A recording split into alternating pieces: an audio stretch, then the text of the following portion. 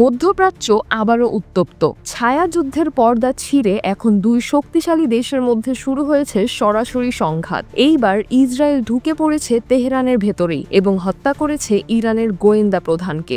Iran ইসরায়েলের দীর্ঘদিনের শত্রুতা এবার পৌঁছেছে এক নতুন ভয়ঙ্কর মোড়ের দিকে। 13 জুন শুরু হওয়া পাল্টাপাল্টি হামলার ধারাবাহিকতায় 15 জুন গভীর রাতে ইসরায়েল চালায় তাদের সবচেয়ে স্পষ্ট ও প্রাণঘাতী আক্রমণ। তাদের লক্ষ্য ছিল ইসলামিক রেভলিউশনারি গার্ড কোর বা IRGC এর শীর্ষ পর্যায়ের কর্মকর্তারা। এই হামলায় নিহত হন IRGCর গোয়েন্দা প্রধান ব্রিগেডিয়ার জেনারেল মোহাম্মদ কাজেমি, উপপ্রধান হাসান মুহাক্কিক এবং কর্মকর্তা মহসেন বাঘেরি।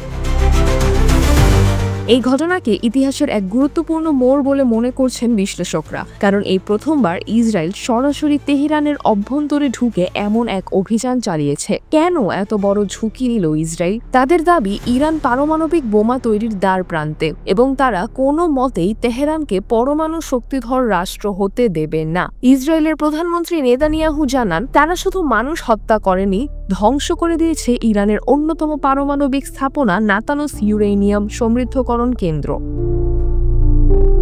বিশেষজ্ঞদের মতে, যদি এই দাবি সত্য হয় তবে ইরানের পরমাণু কর্মসূচির জন্য এটি এক বিরাট ধাক্কা। তেহরান অবশ্য হামলার সত্যতা স্বীকার করলেও এখনো প্রকাশ্যে কোনো বড় সামরিক প্রতিক্রিয়া দেখায়নি। তবে ইরান স্পষ্ট জানিয়েছে, এই হামলাকে তারা সার্বভৌমত্বের ওপর সন্ত্রাসী হস্তক্ষেপ হিসেবে দেখছে এবং তার জবাব ভয়াবহ হবে।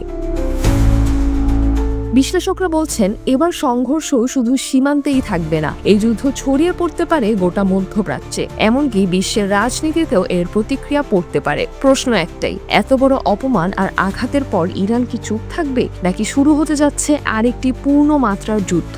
আমরা পর্যবেক্ষণ করছি, আপনিও চোখ রাখুন, কারণ এই যুদ্ধ শুধু বোমা বা গুলি দিয়ে নয়, নির্ধারিত হবে পরবর্তী ভূ রাজনীতির দিক নির্দেশ।